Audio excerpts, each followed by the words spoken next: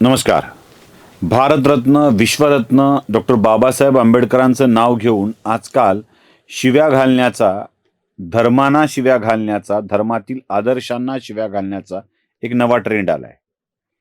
मग बाबासाहेबांचं नाव घेऊन भारतीय जनता पक्षाला शिव्या घालायच्या, नेहरूंचा उदो करायचा, महात्मा गांधींचं चांगलं म्हणत भाजपवाले नथुरामवादी कसे आहेत हे सांगायचं, ब्राह्मणांना शिव्या घालायच्या, हिंदूंना शिव्या घालायच्या, हिंदू देवतांना शिव्या घालायच्या, या सगळ्या गोष्टी चालू आहेत. माझा सगळ्यात पहिल्यांदा प्रश्न आहे, बाबासाहेब आंबेडकर हे हिंदू विरोधी होते का? मोठा हा प्रश्न आहे. म्हणजे ते हिंदू विरोधी होते का? आता मी तुम्हाला एक एक विषय असा सांगत जातोय की ज्यातून बाबासाहेबांची हिंदुत्वाविषयीची आणि मुस्लिमांविषयीची भूमिका काय आहे. मी पाकिस्तानबाबतचे त्यांचे विचार वगैरे असल्या काही गोष्टी सांगत नाहीये. आणि मी तुम्हाला असंही सांगत नाहीये की आधीचे बाबासाहेब वेगळे होते, नंतरचे बाबासाहेब वेगळे होते.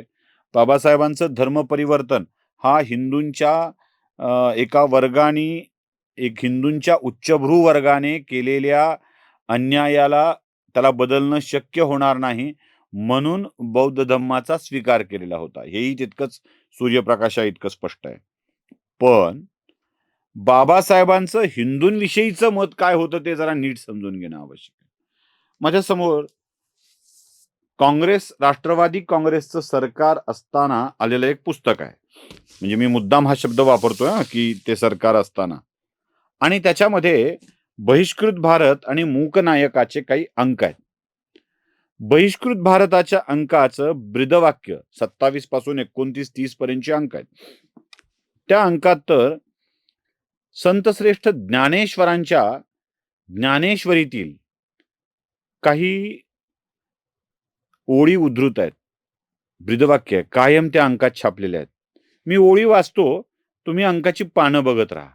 आता कोदंड घेऊनी हाती, आरूढ पहा इतिये रथी, देई आलिंगन वीरवृत्ती समाधाने, जगी कीर्ती रुढवी, स्वधर्माचा मानू वाढवी, या भारापासून सोडवी मेदिनी हे, आता पार्था निशंकू होई, या संग्रामा चित्त देई, येथ हे वाचो निकाही बोलू नये.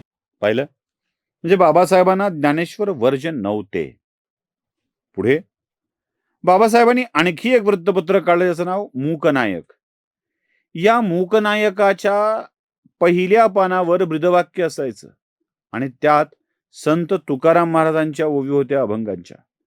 आता मी त्या मूकनायकाची ही पानं दाखवतो आणि त्या ओवीही वाचून दाखवतो. काय करू आता धरून या भीड, निशंक हे तोंड वाजविले, नवे जगी कोणी मुकी यांचा जाण, सार्थक लाजून नवे हित. पाहिलं? जगद्गुरु तुकोबाराय असोत अथवा संतश्रेष्ठ ज्ञानेश्वर यांच्या शिकवणीचं कधीच वावडं बाबासाहेबांना नव्हतं.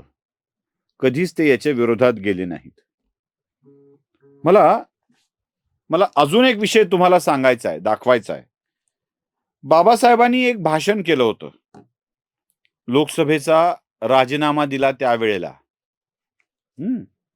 लक्षात घ्या, तारीख आहे 27 सप्टेंबर 1951. तुम्ही म्हणाल मी मूकनायक वगैरे दाखवून तो काळ 1928, 29, 30 वाला सांगतोय. त्यानंतर बाबासाहेबांच्या आयुष्यात झालेल्या बदलाचं काय? तर मी 27 सप्टेंबर 1951 या दिवशीचं लोकसभेचा सदस्य म्हणून त्यागपत्र दिल्यानंतरचं भाषण तुम्हाला ऐकवतोय. ज्यातला काश्मीर, तिथले मुस्लिम आणि याच्या संबंधीचा भाग आहे. 28 ते 51 या काळातल्या बाबासाहेबांच्या विचाराचा अंदाज आपल्याला साधारणतः येऊन जाईल. पहिल्यांदा बघा, काश्मीरचा प्रश्न सोडवावा कसा याबाबत बाबासाहेब काय बोलत होते. आपण आपली सर्व संसाधने काश्मीरवरच पणाला लावत आहोत आणि तरीही मला असे वाटते की आपण एका काल्पनिक विषयावरून लढत आहोत. ज्यावर आपण बराच काळ लढतो आहोत त्याचा आधार आहे तो म्हणजे कोण बरोबर कोण चूक.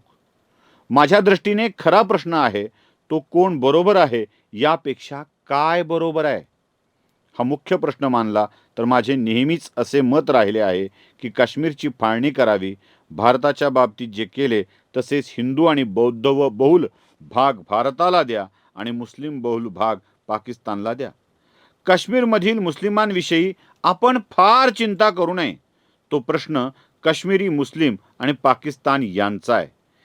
त्यांना जसे वाटेल त्याप्रमाणे त्यांनी तो प्रश्न सोडवावा किंवा हवे तर 3 भागात विभाजन करा.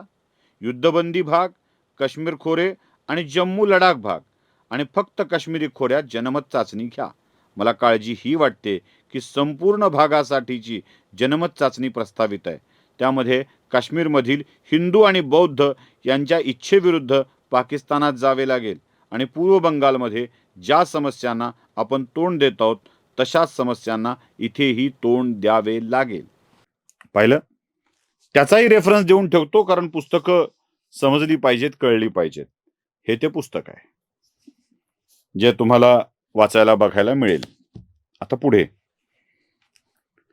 बाबासाहेब हिंदूंच्या विरोधात नव्हते हे तर सर्वविदित होतच आहे. पण बाबासाहेबांचं नेहरू गांधींच्या विषयी मत काय होतं हे जरा नीट समजून घेणं आवश्यक आहे. नेहरूंच्या विषयी मत जाणून घ्यायचं असेल तर पुन्हा तुम्हाला 27 सप्टेंबर 1951चाच भाषणाचा एक भाग ऐकावा लागेल. परराष्ट्र धोरणाविषयी नेहरूंच्या ते बोलत होते आणि मला वाटतं 2 मोठ्या विचारवंतांचे संदर्भ सुद्धा ते देत होते. पुस्तकही तेच. रेफरन्स 27 सप्टेंबर 1951चं त्यांचं लोकसभेतलं भाषण. जरा ऐका. मी जेव्हा आपल्या परराष्ट्र धोरणांचा विचार करतो तेव्हा मला बिस्मार्क आणि बर्नार्ड शॉ यांनी जे म्हणून ठेवले आहे त्याचे स्मरण होते. बिस्मार्क म्हणाला होता, राजकारण हा आदर्शांना सत्यात उतरवण्याचा खेळ नाही. राजकारण हा शक्यतांचा खेळ आहे. अगदी काही काळापूर्वी बर्नार्ड शॉ म्हणून गेला की चांगले आदर्श हे चांगले असतात, पण हे विसरता कामा नये की अतिरेकी चांगले असणे अनेकदा धोकादायक असते. जगातल्या या 2 अत्यंत महान व्यक्तींनी सांगून ठेवलेल्या सुभाषितांच्या संपूर्ण विरोधी असे आपले परराष्ट्र धोरण आहे. लक्षात ठेवा, यावेळी परराष्ट्र मंत्री पंडित जवाहरलाल नेहरू होते. हे बाबासाहेबांचं नेहरू विषयीचं मत होतं. मी आता गांधींच्या विषयीचं मत नेमकं काय होतं हे तुम्हाला सांगणार आहे. जरा विस्तारानं होईल, पण चित्रा या मासिकाच्या दिवाळी अंकासाठी लिहिलेला हा लेख, जो बाबासाहेब आंबेडकरांची पत्रकारिता 1929 ते 1956 या पुस्तकामध्ये उद्धृत केलेला आहे आणि ज्या लेखात हे लिहिलंय त्याला छापलंय महाराष्ट्र शासनाने. विलासराव देशमुख मुख्यमंत्री असताना हरी नरके त्याचे संपादक होते. त्यावेळेसच्या संपादक पदाच्या काळात छापलेलं हे पुस्तक आहे. म्हणजे माझं कुठून तरी आणलंय आणि ते दाखवतोय असं अजिबात नाहीये. चित्रा या दिवाळी अंकात, चित्रा या मासिकाच्या दिवाळी अंकात प्रकाशित झालेला तो लेख आहे. जरा गांधींच्या विषयी त्यांचं मत काय होतं ते ऐकून घ्या. गांधी महात्मा आहेत काय या प्रश्नाचं आम्हाला वीट येत आहे. याची कारणे 2 आहेत. एक, मी सर्वच महात्म्यांचा द्वेष्टा आहे आणि एक जात सर्व महात्म्यांना निकालात काढावे असे माझे मत आहे. त्यांचे अस्तित्व हा कोणत्याही राष्ट्राला शाप आहे, कारण ते बुद्धी आणि बुद्धिवाद याच्या जागी अंधश्रद्धेची प्रतिष्ठापना करू पाहतात. दुसरे म्हणजे महात्मा या शब्दाचा नक्की अर्थ लोक काय करतात हे मला माहीत नाही आणि म्हणूनच या प्रश्नाचे उत्तर देणे अशक्य आहे. सामान्य माणूस काही एक चांगले न करता जर असामान्य म्हणजे विचित्र तऱ्हेने वागू लागला तर तेवढ्याच कारणामुळे तो संत बनतो, महात्मा बनतो, दृष्टा बनतो. सुटाबुटाचा किंवा कोट धोत्राचा साधा पोशाख करा, तुमच्याकडे कोण ढुंकूनही पाहणार नाहीत. पण तेच दिगंबर बना, जटा वाढवा, गटारातले पाणी प्या, लोक तुमच्या पायावर लोळण घेऊ लागतील. मग हिंदुस्थानात गांधी महात्मा बनले यात काय नवल? दुसऱ्या कोणत्याही देशात अशा महात्म्यांना दुस्सह दिवाना म्हणून लोकांनी त्याची रेवडी उडवली असती. रानडे, गोखले, आगरकर आणि टिळक यांचे युग हे कदाचित गांधी युगा इतके आंदोलनमय, अपेक्षामय नसेल, पण ते ज्ञानयुग होते. याबद्दल माझ्या मनात बिलकुल शंका नाही. गांधी युग हे भारतवर्षाचे तमोयुग आहे.